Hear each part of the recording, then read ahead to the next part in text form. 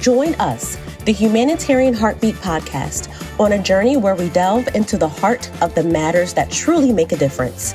Our mission is to create a platform where we can openly discuss topics that often go unnoticed or unexplored. We aim to shed light on these crucial issues and have meaningful conversations. We invite you to tune into our podcast, where we will explore the depths of these subjects and let our hearts guide the conversation. Together, we can create a space where everyone's voice is heard and where we can collectively work towards a better future. Welcome, everyone, to the Humanitarian Heartbeat Podcast. I am your host, Nia Imani, and I have the pleasure of interviewing, you're looking at her face, you're like, we know who she is. But if you're listening to it on Spotify and, the audio versions, I'm going to tell you, Felicia D. Williams. Thank you for joining us. Oh, it's a pleasure to be here. Not everyone knows me. She's just being humble. It's okay. That's the servant's heart in you. It's okay. I'm going to tell you why you know her. You have either worked with her, you've either consumed what I'm about to tell you she does, or you've seen her on TV. But we are going to get into why she's amazing and just dive into her life. My girl, Felicia D. Williams, is an innovative marketing and event strategist with over 10 years of proven experience. Looking like she's 12. How was that? She is the graduate from the Howard University. HU. And founded HiTouch Enterprises in February of 2016, a full-service event production and brand strategy firm based in Philadelphia. Since its founding, Felicia has raised over $5 million for nonprofits. Not $5, $5 million. Y'all heard it. Planned over 300 events, festivals, seminars, and youth programs, and led various strategic marketing and branding campaigns. And not that this is enough. She also founded GyngerTea, a holistic wellness brand she created after undergoing heart surgery, a cardiac ablation to repair a condition called Wolff-Parkinson's White syndrome. GyngerTea opened its online store in 2020, offering an array of tea and hand-poured candles.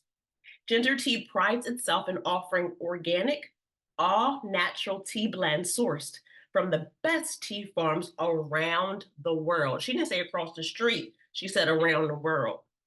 Felicia is a sought-after presenter on tea blending and candle making. This is not it, y'all. In addition, she works every single day, encouraging families, students, and other leaders to use their voices to advocate for quality education, reduce violence, hold government agencies and businesses accountable, bring women, which is important, to full equality, and provide equal access to jobs and resources for minorities. Y'all, she didn't finish there. She is the founder and president of the Influencing Action Movement and immediate past chair of the Philadelphia Commission on Women, where she still serves as a member. She was named one of Philadelphia's most influential African Americans 10 under 40 to watch by the Philadelphia Connector and Keeper by Leadership Philadelphia. She has been named a Community Leader Award recipient by Billy Penn and received numerous awards, including Black Women in Leadership Community Service Award and Woman of Essence by the Metropolitan Philadelphia Chapter, Continental Societies, Inc. Do y'all think I'm done? Because I'm not. She also serves as a deacon at Salem Baptist Church under the leadership of Pastor Marshall Paul Hughes Mitchell. She was ordained in October 2017. She is a wonderful wife, and the mom of 3 beautiful children. Felicia, the first question is, how do you sleep? If that's the first question, I just gotta ask it. Well, I mean, I've I've done a lot, but there are times when you don't do it all at one time, right? You don't do it all at one time. Some things are spaced out a little bit. That's fair. That's fair. Tell Some us things are about, spaced out a bit. yeah, I understand. Tell us about HiTouch. What made you want to create such an impactful company? So, I don't because God, God knows the plans that He has for you. Mm, You don't know the plan that He has for you. And when I started High Touch, I was still working full time at the Urban Affairs Coalition. I was at the Urban Affairs Coalition for almost 7 years. I started out in a position as the executive assistant to the CEO, Charmaine Matlock Turner, who is still a great friend and mentor. And while I was there, I volunteered to work on projects that were outside of my job description, but really aligned with what my professional background and training had been in, which was marketing. And so I have a bachelor's of business administration and marketing from Howard University's business school. And when I first came out of college, my initial plan, which I was actively pursuing, had done internships in, was real estate. mm, Um, I really wanted to get into high-end real estate, staging, um, rehabs, working with clients that were purchasing properties and flipping them and helping them on the tail end to sell them. mm, And I had interned at a Howard alum's business in 2006 and 2007, and I was offered a job right out of school, which I was really excited about. Had my real estate license, moved to New York, lived in Long Island, commuted between Long Island and Brooklyn. But I graduated in 2008, and if anyone is familiar with what happened 2008 going into 2009, there was a big housing crisis and this bubble burst. And as you can imagine, being in real estate was not the place where you wanted to be. And so a lot of those professional goals that I had quickly came crumbling down. And so I ended up having to move back home to Philadelphia. And it was really about, trying to figure out what I wanted to do now, right? Because you put together this amazing plan. You've spent the last 2 years working on it, right? So the first 2 years in college is like, learning, exploring. What I really appreciated about the business program at Howard is that our first 2 year, actually, I think all 4 years, we were required to go to these different panel sessions where they brought in different people from different professions, all Howard alum, to talk about what they did, right? So because you think you know what you want to do, but then you don't even realize that, oh, that's a job, that's an opportunity, I can do that. And so they exposed that to us through our business program. I think you had to go to like at least one or two a semester, and a lot of times they were in the evening, but as long as you just went to one or two, and you could choose whichever ones you wanted to go to, and it will always be different business owners, different entrepreneurs, but also like different business executives in different fields, so you could try to connect and find out. And that's how I met the Howard alum that I ended up interning with. Like his story was amazing, and afterwards I'm like, can I intern with you this summer? Like I'll do an unpaid internship if I have to.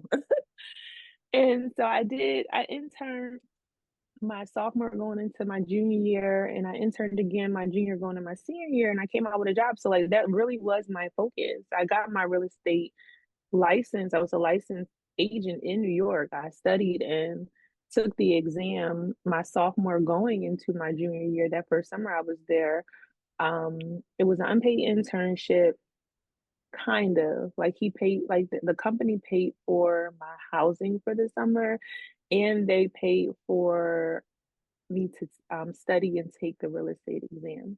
And so by the end of that summer, I was a licensed agent in New York. So again, I had my own plan, and it's less than, well, about 6 months after graduation, God is like, this is not the plan I have for you. So we want to shut this down and send you back to Philadelphia, where I need you to be at. And I went through a really, I don't know if I would consider it dark, but confusing time moving back home, working odd jobs, because student loan companies don't care that you still got to start paying back them student loans. You got cell phone bill, got credit card bill, and while my parents were very helpful, they were like, you can figure it out while you get a job somewhere. And so my dad sent me to a temp agency, and I was working at this company called One and One Internet, which is now, I think, Ionis. And so, similar to GoDaddy, hosting domains, and I worked in a call center there. I learned a lot about websites while I was there. In addition to that, I worked a few other jobs, but I essentially learned how to I learned how to build websites. Mhm.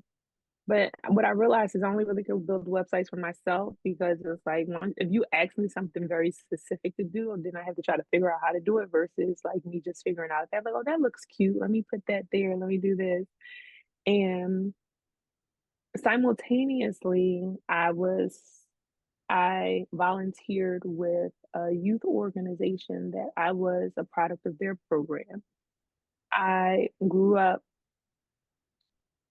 with a grandmother who, when I was in college, she's like, you know, even if you don't have the financial resources to tithe, you can still tithe with your time. Mm.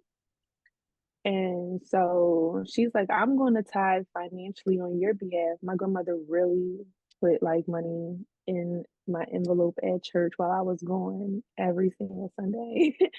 She's like, I'm going to tithe financially on your behalf, but I need you to tithe with your time. Whenever you can help somebody, whenever you can volunteer, do so. So all 4 years I was in college, I volunteered in after school programs, tutoring young people. And so when I was in New York, I was really focused on career at that time. And for those few months I was working, I felt like I was doing really well. So I was able to tithe financially. So I wasn't tithing with my time. Mhm. And then when I was put back into a position where I couldn't tithe financially, I started tithing with my time again. And so it's like, oh, let me reach out to, the program that really helped me as a teenager, and see if I can, mentor young girls there. And in the midst of volunteering there, a lot of things happened. I'm a big believer of tithing. You know this. I'll give you your book about financial prosperity. And so I put this message out to everyone. If you really don't have the financial means to tithe financially, tithe with your time, give back your time without the expectation of anything in return. That is tithing with your time. A lot of times someone will volunteer because it's a requirement, it's a community service requirement, or it's an expectation of an organization that you're a part of, or you're looking to gain something from it, even if it is a feeling of pure joy. But for me, it was God's requirement, nobody else's requirement, but God's requirement to give back what He had given to me. And I did that. And during my tithing of time journey, a lot of different things happened. One, I, I'm working this odd job trying to figure out what to do with a website. It's like, what am I going to build this website on? And so I decided to do a blog and and, use an opportunity to share stories, like real life stories, not just of myself, but of my friends that we experienced when we were in middle school or high school to help young girls. Wow. And that was the beginning of the Influence and Action movement. I didn't know at the time, but that was the beginning of the Influence and Action movement. It started as a blog called Philly Girl Talk. It was phillygirltalk.com. And then, some of my guy friends saw we was doing it, and then we started phillyguytalk.com. And so the initial acronym wasn't IM, it was PGT for Philly Girl Talk and phillyguytalk.com. They were online blogs. Wow. And over time, over years, again, nothing happens overnight, over years, the blogs, there was an after school program that's, loved the blog, wanted to see if we could turn it into an actual in-person program, put on my marketing hat. I'm like, oh, PGT is cool, but we need to really dive in, because after school program was going good and now other, our funding opportunities are presenting itself. And so what was like just a way to give back, a hobby, really. That wasn't even like my give back at the time. That was just a hobby because I was at a company that I was bored at and I needed something to do. And I turned it into something positive. Ended up over time turning into what now is the Influencing Action movement.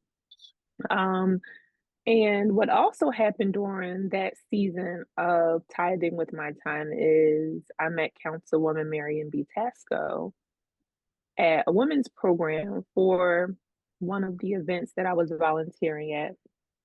And I actually was tasked with introducing her. And I really was drawn to her spirit. I introduced her, afterwards people were taking pictures and she was like, tell me about you. Who are you? Like, you introduced me, you know everything about me. Who are you? And, you're during that time, it's like, oh, I'm in transition. Like, I don't want to tell I'm working like through a temp agency at an internet company, right? I'm in transition. And I gave her a brief. I'm like, look, I was in New York, housing market crashed, and I'm working at temp jobs and just trying to get by. I was honest, like I'm still trying to figure out like what's next because what I had planned was not the plan. Mhm. And she's like, where do you live? It's like, oh, she's like, you live in my district. She gave me her card and she said, come make an appointment with my assistant. So she was like, I would love to sit. She was like, she's like, I talked to, the director of the program and she said, you've been really volunteering a lot of time and just seeing what you're doing here with the girls. If I could do anything for you, I would love to. And so it wasn't a runaround show. Some politicians, some CEOs give you their business card. Oh, reach out. I would love to help you. You reach out and you start getting a runaround. They schedule a meeting, then they cancel or reschedule on you. And it was not the runaround.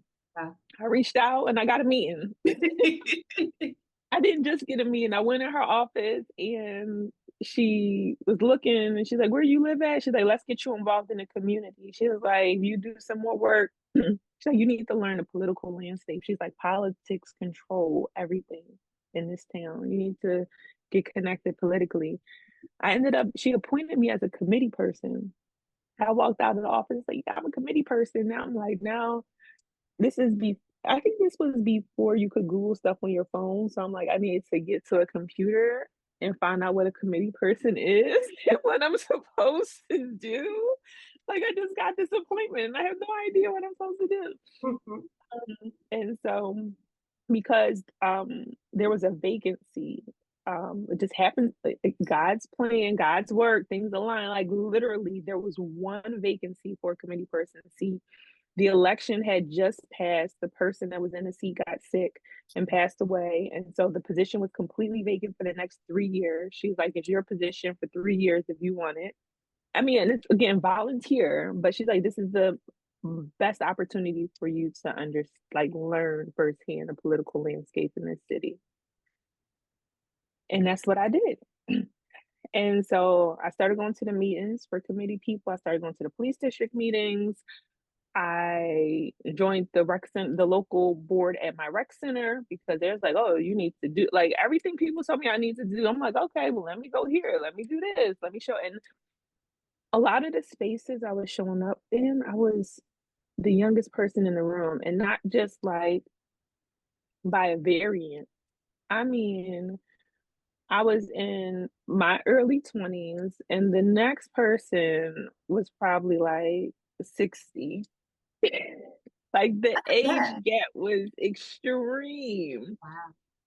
in these spaces where decisions about your quality of life are being made. And I made it my mission to start putting my friends into as many spaces as I could. I was like, I ain't gonna be the only one. Come on, y'all. We gonna get in these spaces. And whenever I had opportunity to connect with anybody that was, like-minded or experienced the same thing I did, I built a relationship with them. Out of that, I built a really great friendship with Anton Moore in South Philly because he was doing the same thing in South Philadelphia that I was doing in Northwest. And so a lot of times we would like support each other in different parts of the city, our nonprofit organizations, partner with each other. So during this time, IEM is really growing because I'm like, let me use this platform to really further more passions that I now have around civic engagement, the importance of voting, all these things. So all these things are like transpiring. And then you fast forward over a few years. Now, still now building this great relationship with Councilwoman Tasco. One day I get a call from her office and they're like, do you know about the Urban Affairs Coalition? There's a job there, executive assistant to the CEO. Charmaine is a good friend of Councilwoman Tasco, and Councilwoman Tasco wants to apply for the position. Now, in this journey of mine, during this time, I actually had spent a year in Washington, D.C. because while I was still giving and being involved in the community and things, like from the outside, you might say, oh, this girl got everything going on. But I still was like doing temp jobs. Career wise, I was not happy at all. And I was still fighting. I was still broke. Mhm. And so I'm like, let me go back to the place where I had like the best 4 years of my life, which was DC. And it just so happened at the time that one of my friends was moving out of her apartment. She's like, well, if you want to come, my lease is up. We can get a place together. And you can start looking for jobs here. And I did. And I had got a job as an executive assistant to the CEO at a nonprofit doing education reform because, mind you, I'm volunteering with young people. I'm like, well, let me try this. Maybe since I couldn't do real estate, maybe let me try this. And it was The Devil Wears Prada. You What? seen the movie? You Yes, seen the that's what I said. movie? What? Child, like it was bad. It was bad. My experience was bad. I may have carried it well, but you know, some people are this whole notion of color blindness leads to ignorance. Mhm, mhm, And when I say ignorance, not being mean, but literally just not even understanding, not even knowing or being conscious of the fact when you're being condescending, when how you're treating someone makes them feel less than, inferior. It was horrible because I grew up in this pro-black, black empowerment. I can do whatever I put my mind to upbringing. I went to an all-black private school, for 10 years of my life. So I just came from Howard University, right? So the notion of being to be made to feel inferior, mhm. um And then to be in a space where it's like I'm only one of 2 African Americans, no one else here looks like me, having coworkers taking me to lunch just so they can ask me about my hair. I did not last there. I lasted there for like 9 months. I got out and I came back to Philadelphia. I 9 months I is long. I did what I could. I lasted about 9 months. I came back to Philly, but also during that time, I was coming back to Philly every other week to volunteer. Like, I still kept my roots and my connections here. I still was coming back literally every other weekend Oh. to volunteer, and, the timelines don't all like, I'm telling the story a little out of order, but I'm trying to give you the full gist, right? And so mm, I realized early on when I first started tithing with my time that God was blessing me. And even though I technically on paper was broke, I didn't want for anything. And everything I needed kept coming to me, Mm. right? The bills are getting paid, I'm healthy. I mean, just the small things, right? It's like, don't know how to pay my bills. It's extra $100. There we go. And it's like the word like I was able to get into a space where I stopped worrying and I really just poured into investing with my time for God. Mm. Because I'm like, God got me. I literally was just in this God got me space. I was like, I don't know how we gonna do it. God got me, failed at this, keep tithing in your time. God got you. He gonna pull you out. He gonna just be patient, be still, look for the ways. Okay, let me try that. And I got into a space also where I just wasn't scared to try things anymore. But bigger than that, like 9 months, you said that was a long time. I'm the type of person where I like to finish things. I like to finish things. So for me to quit a job because just for the sheer fact that it was more than a sheer fact I was unhappy, but for me to quit a job without having a plan after that was a true testament of my faith to be like, all right. I was Yeah. like, we gonna go back home and figure it out again. We don't know what's waiting for us at home, but we know God got us. God has provided you with a caring, loving family, and I'm sure we'll figure it out when we get there. And that's what happened. And so when I moved back is when I was approached with the opportunity from the councilman's office to be the executive assistant to another CEO at another nonprofit. I just left this Devil Wears Prada experience. I'm like, oh hell no. I'm not being anybody else's assistant. The assistant thing is out the door. Out the door. And my dad is like, he was like, it could be a difference of being an assistant to a black woman versus a white woman. And he was like, I met Charmaine a few times and she seems like a really down to earth sister.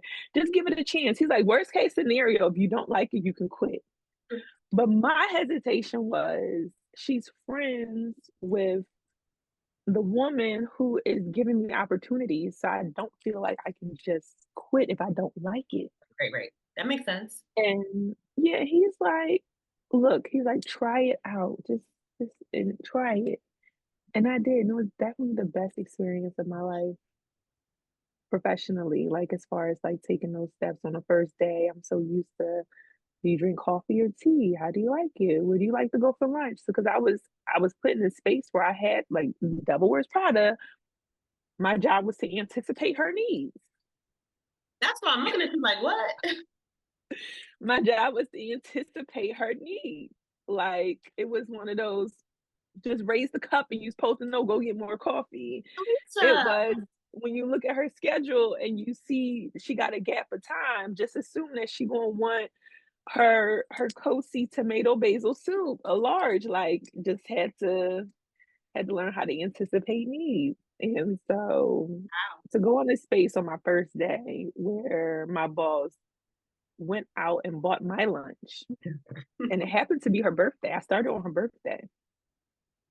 Um, she's like, I did not hire you to bring me coffee and lunch. I hired you to do a job. Mm, And she was like, I know that you have a lot to learn, right? And so I'll bring you something back. I'm going here. What do you want? mm, Um, she treated me with humanity, mm, mm, right? With respect. I felt like the job that I was doing was important. I mm, wasn't just a helpmate. I was there to do a job that was going to make a significant impact in the company. And I grew from that. And whenever I saw an opportunity to take on a new project outside of my scope of work, I did so, primarily in marketing. And then you learn through marketing and nonprofit space that marketing has a direct tie to fundraising. You market to raise money. And the biggest fundraiser that they had to raise unrestricted funds was their anniversary breakfast. Never done event planning before, mm. but I've done programs for youth by this time, and so I volunteered to work on that event. Like, oh, do y'all, just asking people in that part, need help with anything? And everybody go, like, sure, you want to help? Yeah, girl, try to do this, do this, do this, do that. And I want to say over the course like of 2 or 3 years, it got to a point where I was actually the internal lead on the project, Mm. and the company went through changes, and they decided to bring in, instead of producing it internally, they switched to hiring consultants. So I had an opportunity to hire be involved in the hiring process for the consultants that they use to produce the event, managing their contracts, overseeing their work, being their point of contact. And I was learning so quick. I'm like, we can bring this back in house. I could do this. I love it. We can bring this back in house. I could do this. I could do this. And they had enough faith in me. They thought, all right, cool. We're gonna bring it back in house. We'll bring it back in house this year and see how it goes. It was knocking it out the park. And you know, one thing I really appreciate about the Urban Affairs Coalition is that they they praise people for the work that they do. They show appreciation. And so not just not just me, but Charmaine, when she had a opportunity to shine light on anyone on the team, she was letting the board of directors know, letting anyone know, like, you're coming to this event. I'm not the one who Wow. did all the work. Let me congratulate my team. Right? You clap for the team. And again, it wasn't just me though. It was other individuals too. She always did that. And from that is how I ended up getting one of my referrals to do an event outside of the events. Because I was doing more than one event at the Urban Affairs Coalition. I probably was doing almost 10 a year.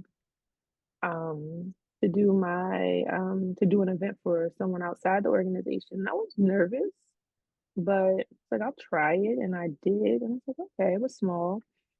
I did it in collaboration with someone else, but I had the opportunity to do something big, which was working with the African American Chamber of Commerce. And I did, and that was, you know, 500-person event, doubled the fundraising goal, and just I impressed myself. I was like, oh, you really can do this. All right, sis. And like just a year later, after producing that event while still working full time, a lot of additional referrals came in where I was weighing my options. I was like, Mhm. I probably could do this, just do this full time. And I was like, okay. And so I talked to Charmaine. I was like, I want their blessing. And I even had a proposal too. I'm like, look, I was like, you once used to outsource, this event, right? Would you be willing to outsource these 3 events to me? Like, I still will do them at the same capacity I was doing them. But you'll be paying me way less because you don't have to worry about fringe benefits, all these other things. And they said, let's try it out. Sure.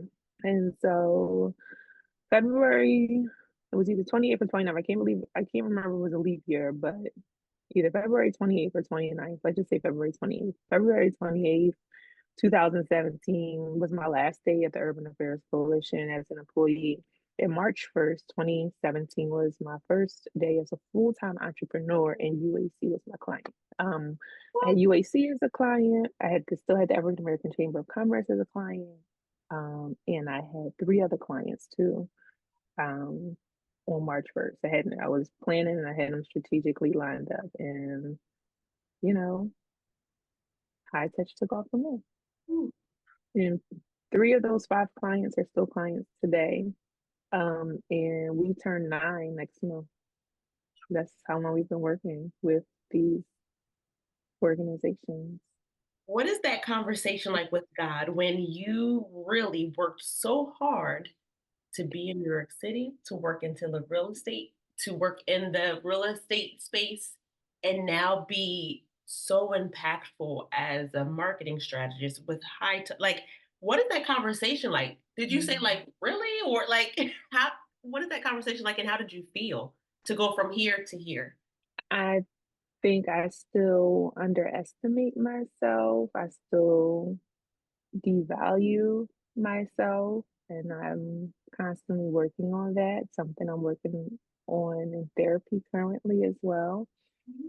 And those closest to like closest to me, they can see when I devalue myself, how I devalue myself, because when you read my resume, when you look at what I've accomplished, you're like, you're doing amazing things. And to me, I'm like, I could be doing more. I'm not doing enough. I could have done it better. I could have made better choices to be in better positions. Those are the things that I think of, right? Um, and I don't know if it's like perfectionism, or I just I still haven't fully embraced it, and maybe it's because I know that I could have done better in a lot of things to put me in a better position than what I am right now. I'm not in a bad position at all, at all, at all, at all, at all. Mhm. But I think about those things, right? I don't think I've ever felt like, girl, you doing the best you can. So just keep doing the best you can. I don't think I've ever felt like that ever in my life, that I was doing the best that I could be doing. And so I'm working on that. Because I've been to not all 3 million events, but but the events that I've attended, the events that we were the client. I mean, it was. I'm like, you haven't been doing this for 50 years. I mean, it, the the detail, the, the organization, the ease, the uh, you're punctual. Somebody give me a dictionary and just all the positive words. So I'm glad you're working on it. But from the outside, oh, you did that Thank you. Thank and do it. you. And so why did you name it High Touch? So when I was thinking of company names, I did not want to name it after myself. I thought about, and maybe this is my marketing hat. I thought about brands that, you know, that relay something like Nike, Target, um, Adidas, Mhm. Puma, like one word strong brands, and Kleenex. People call tissues Kleenex, but Kleenex is a brand. It's not a That. tissue is a tissue, right? And so I really dug into that. Like, and so I knew that I did not want to name a company after myself. I knew I wanted to choose a brand that would be strong on its own, Mhm. that when people saw the name or even the logo, it's like it meant something. It meant something of like quality. It's a certain quality that you're going to get. when you see that brand. That's what I wanted it to be, and I wanted to build it, from the ground up and not based off of me, because I felt like if I put my name in it, it would always be a reflection of who I am, and maybe this is going back again to, like, the devaluing myself, but it's like, I want a brand that can just stand on its own, separate from me, right? Other people can contribute to this brand too. I don't want it to be about me. And so I knew that.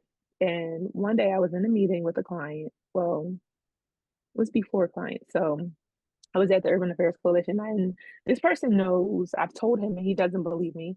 And so in a meeting, and UAC was going through like a rebranding period, trying to redefine it, like how it's going to do its messaging. And I recall the VP at the time, because I wrote it down in my notes. And this is why I'm like, doodling, trying to come up with names, because, again, starting my business part-time while working full-time. I say I need to come up with a name. So I would be doodling in my notebook. And he was like, going into this new era, we are going to be high efficiency, high tech, and high touch. And I was like, and I wrote it down. I was like, high efficiency, high tech, high touch. I was like, oh, high touch. That's cute. I love it. And I circled it. I wrote it in my notebook and I circled it. I was like, I like that name. Because the names I had before were just like not hitting it. They Mhm. weren't hitting it. But that one hit it. I was like, I love it. And I sent I started working with a graphic designer, and the stuff they were sending me still wasn't it. And I hand drew the logo myself.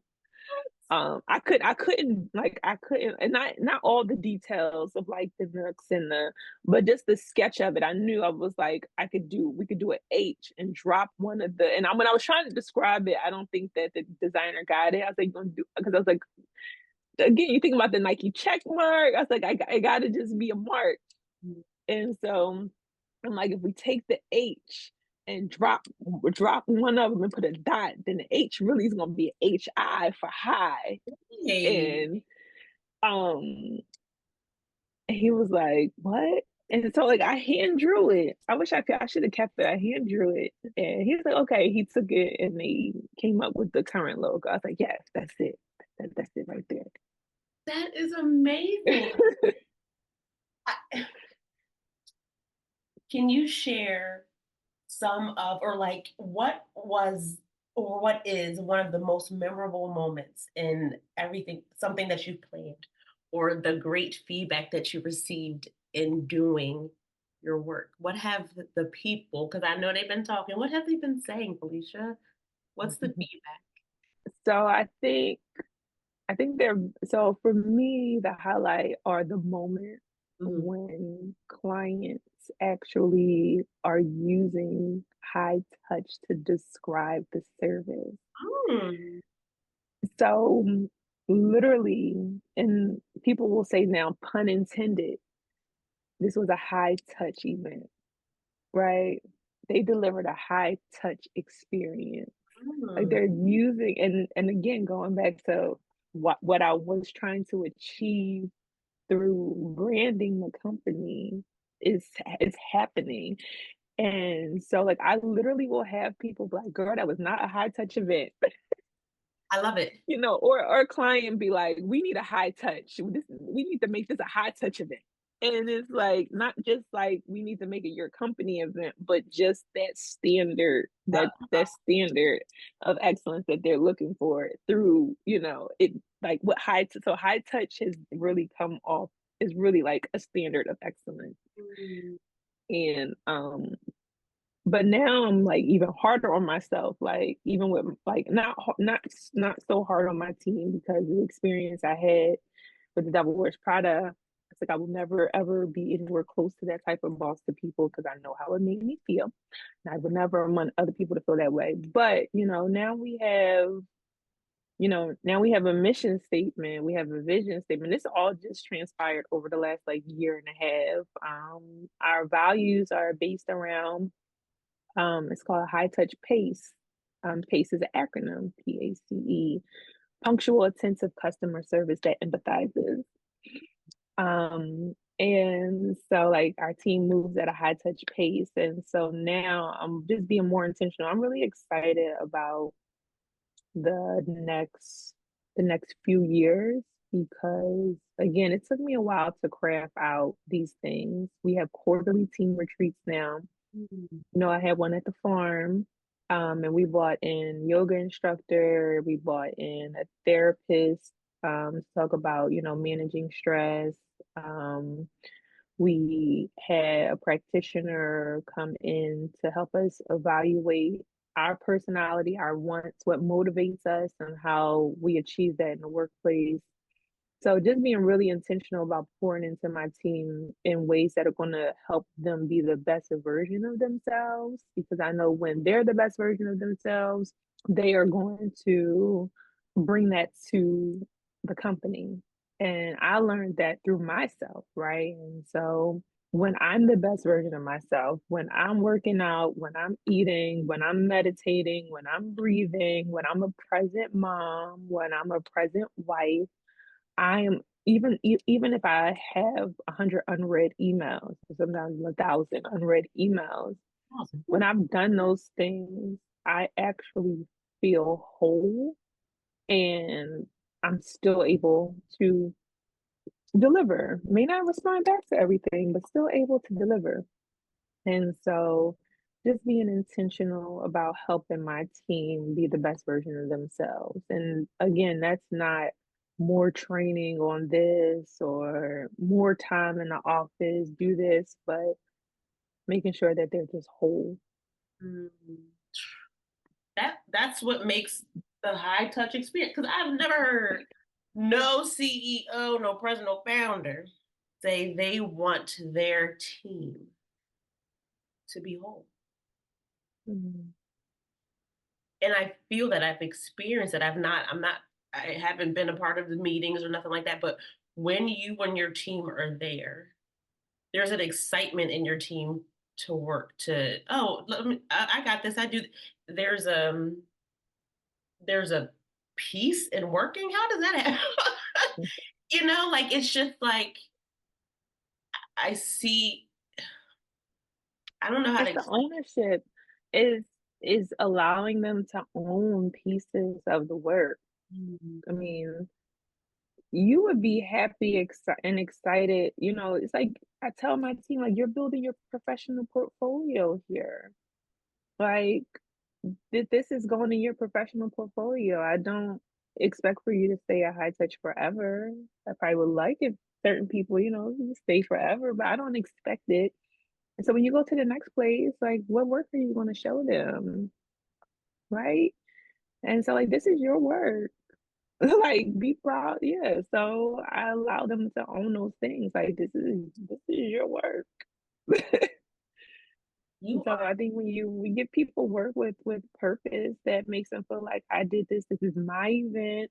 I'm running this event, or this is my design project. One of my interns, if you look on our page, we highlighted our intern Kayla, and like she has on a Juneteenth shirt, and like she's popping her shirt are. out because she designed it. Like that was one of the projects she had was to design each year we is a new T-shirt design for the event, and it was her. That was one of her projects, and and I had just like, you did that, girl. You did that. Let them know like you did that. The same way I was taught to show appreciation and praise, and it came through experience. It's like my team, like, girl, you did that. Like, this was amazing. Like, I know there were things that didn't go well, right?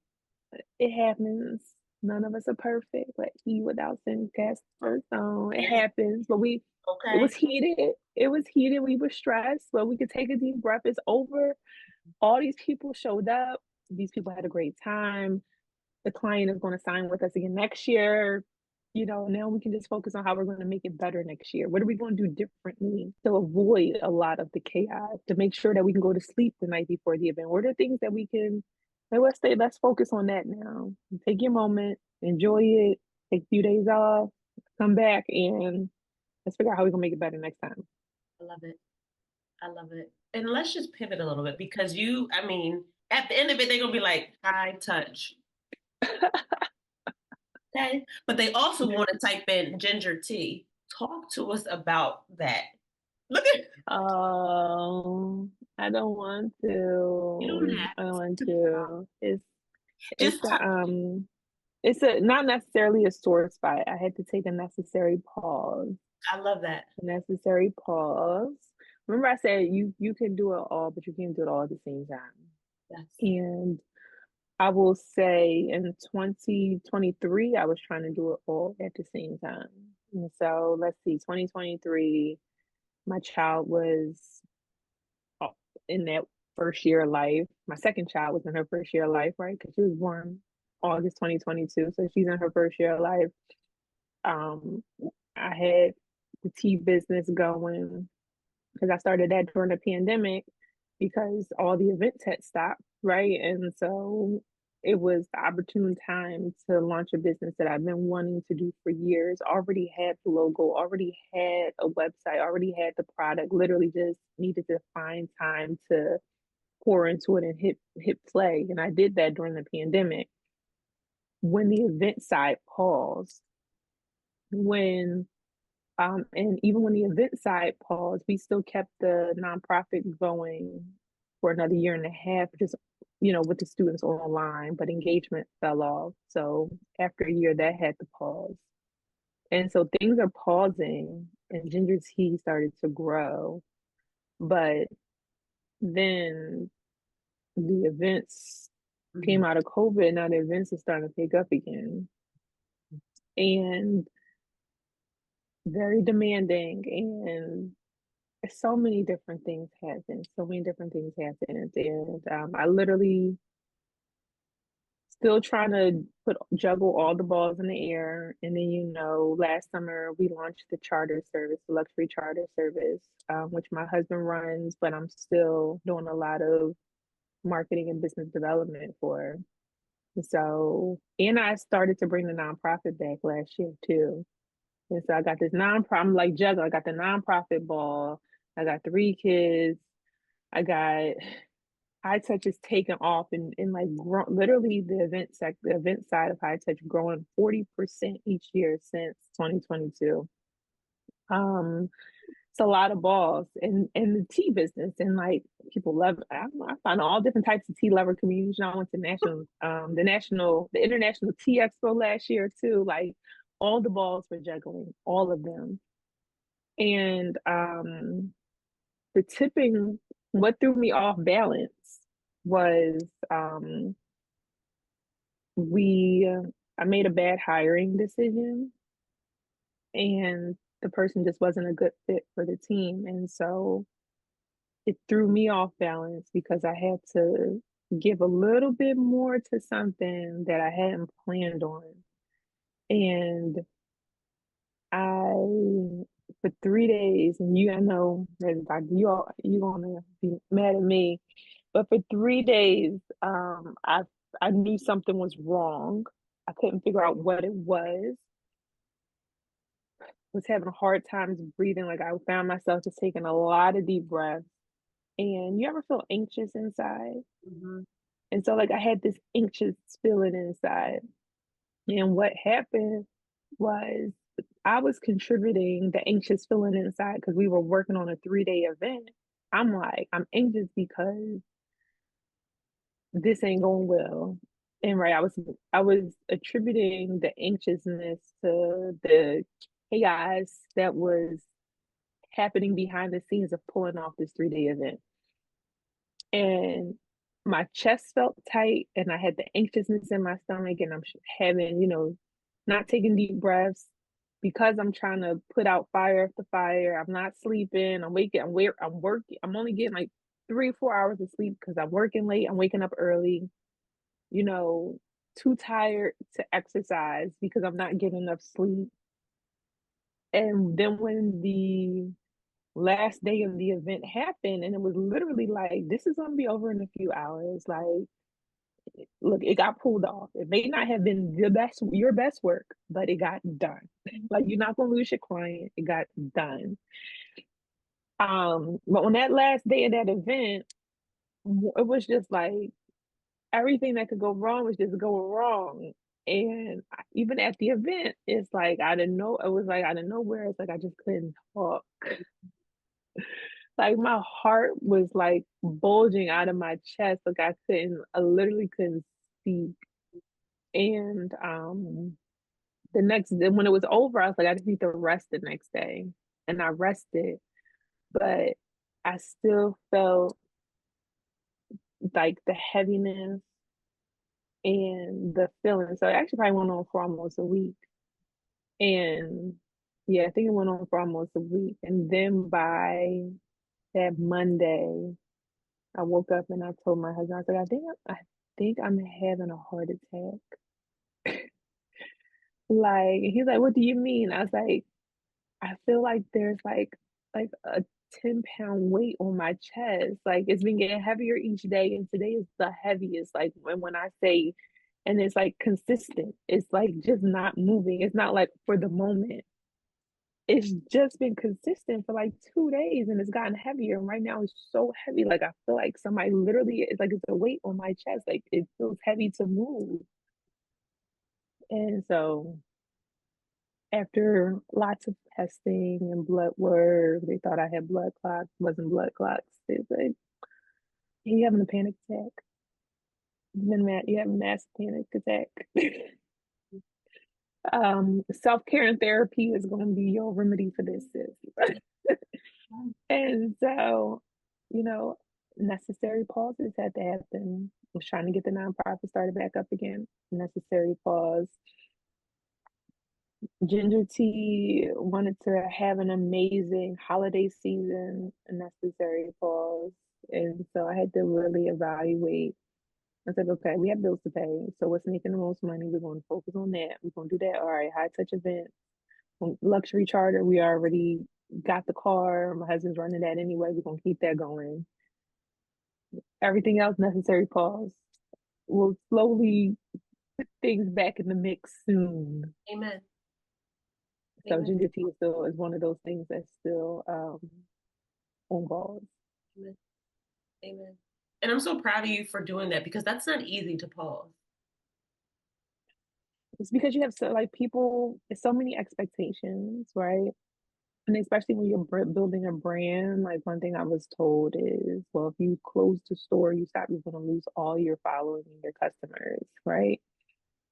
But my thing is, I didn't want to compromise the quality or the integrity of the brand, which I felt like was starting to happen because I wasn't able to fulfill orders as quickly as I was before. Which really was the main thing, wasn't, and not able to go to as many events as I could before, and pop up and build that clientele and follow up with people. I just didn't have the time, and I felt like it was compromising the brand. So I'd rather pause. I literally, from the hospital bed, because I got everything on my phone and a tablet. And so for GyngerTea, I manage the website myself. Remember those web design skills? See, God put you in the right places. You don't know what you're gonna need the skills for.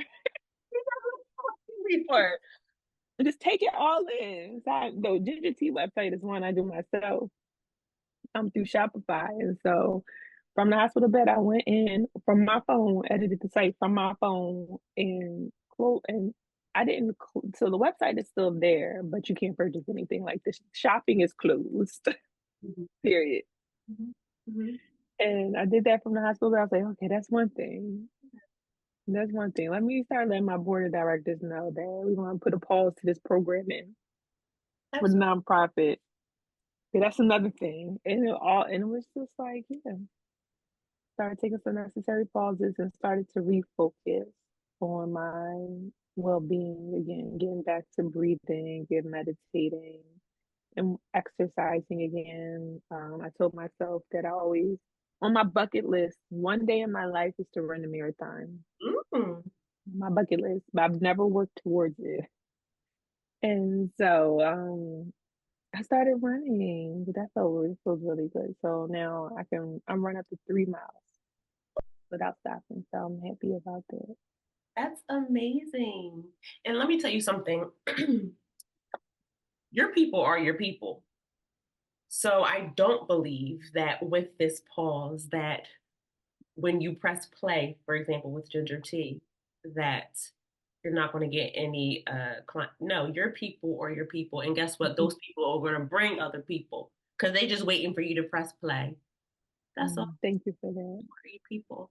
And I just want to say that all of this, you have poured so many nuggets in telling your story. And I was like writing down some notes, and one of them that when you talk to me, but even just hearing your story, it's investing with your time. And we've talked about this, and I'm like, you can, or I don't. Are you sure, girl? I had to Google.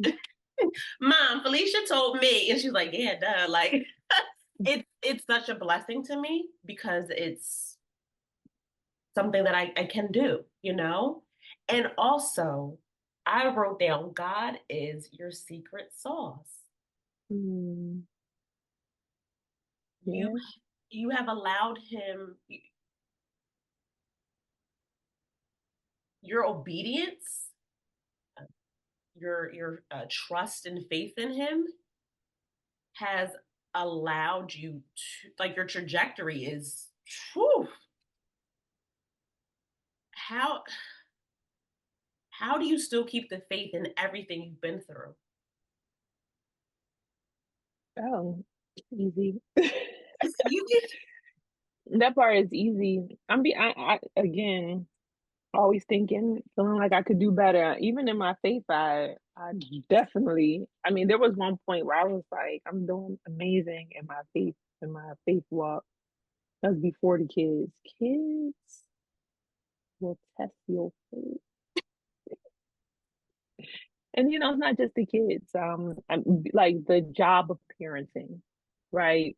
Looking at them, loving them, is actualization of why you have faith in God. But the parenting part is like, I think I'm doing the best I can right now. But even like for me, going to church was my sanctuary. Like that was my therapy. Like, and I'm the type I still do like, but haven't been able to. I'm the type where I used to enjoy going to church, during silent meditation. So that's like before the service starts, yeah, yeah, yeah. and like they're just playing the organ, and people is like early people are just coming in. I like to be there at the start of silent meditation, and I would take my journal with me, and I would spend those 15, 20 minutes before service actually started journaling and like just sitting with God. It was very beautiful. Um, Now, like, and every Sunday I was in church, and this is, before husband, before kids. Because I have a bonus daughter, so it's like they were a package deal. So I was like, I became a mom at the same time.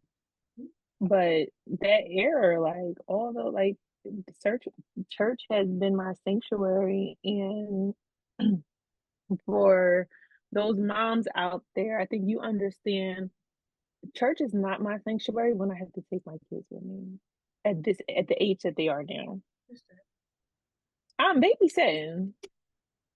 I'm not enjoying the service. I really would rather watch it at home from my phone because I got the TV on for them so that I can actually pay attention, really take it in. And I don't think those who don't have children or who haven't had to go to church with children and the children are their responsibility Mhm. fully understand that. Like I'm missing stuff. And it's like, keep an eye on them. Like, stop that. Share. Anybody, what the pastor say? What did you I missed that. What are you talking about now? How you get into you get into your praise and worship bag and you like into the music. But it's like I'm like not really in it because oh my it's it doesn't feel like my sanctuary. And I know it is my sanctuary, but I haven't really been able to enjoy it. I haven't. There are a lot of Sundays I'm just not at church because I'm like, I'm too tired for this. Like, and in my house, like we getting out the door at 8:30. My church service start at 8:45, and it is 45 minutes away. So you want me to be out the door by 8 a.m. with 2 or 3 kids?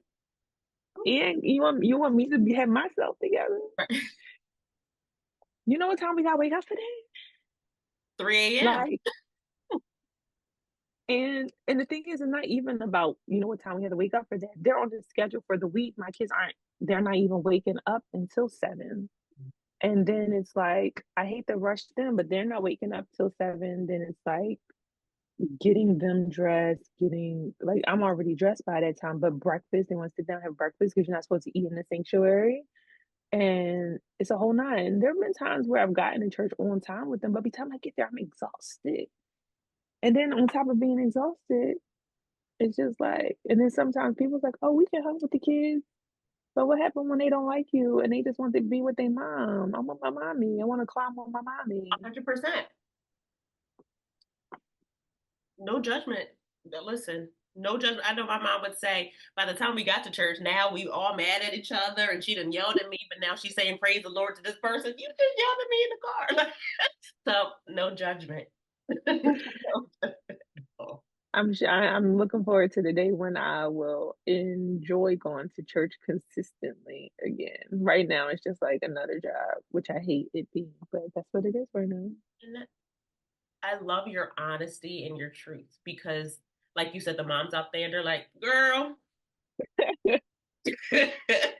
we feel you. Just another job right now, but it's necessary. You want your kids to grow up in the church. You want them to have what you had, so you go. Just don't be there every Sunday. And Felicia, you're doing that. Those who want to judge me if they want. Do you want to pick them up and take them? You gonna be here 8 o'clock to take them? I'll make sure they're ready for you. Listen, ain't nothing to judge because yes, it's important to be at church, but you're not at church for the most of us, Monday through Saturday. So your children are also learning while they're not in the physical home of the church. So they can't, don't be, There's many times when I probably fell asleep at church or whatever, but I remember what my mom did, not on Sunday. You know what I mean? Listening to Fred Hammond, The Spirit of David, or just doing we still have to be with God and of God, and we are still the church outside of the church. You know what I mean? So they're still getting that. So do not be mad at yourself for that, because I know when Narda listened to this and all these other moms, they're like, girl, you're gonna be fine. It's okay. Girl, we've been talking for an hour now. Oh my gosh. Okay, tell the people how to get in touch with you. Give them the HiTouch website so they can get in touch with you, and for Luxury Charter. So HiTouch Inc. INC, because HiTouch is already taken just by itself. It's okay. But HI, no GH, is HiTouchInc.com. Same for our social media handles, HiTouch Inc. at HiTouch Inc. You can link to our luxury charter from our website and from our social media. We have a separate website and stuff for that, but everything is connected. So if you just look for HiTouch Inc. on all platforms, you'll find it. Thank you. And my last and only question is, who do you say you are? A child of God. You have heard it from Felicia D. Williams, the visionary, the CEO, the person who is telling you you can tithe with your time, and God is her secret sauce. God bless everybody. Thank you for joining us on the Humanitarian Heartbeat Podcast. Remember, each conversation brings us closer to a world where compassion thrives. Stay connected, stay informed, and let's keep the heartbeat of humanity alive. Subscribe, share, and be a part of our journey to make a difference, one conversation at a time. Until next time, keep your hearts open, your minds curious, be a blessing to others, and give agape love. God bless.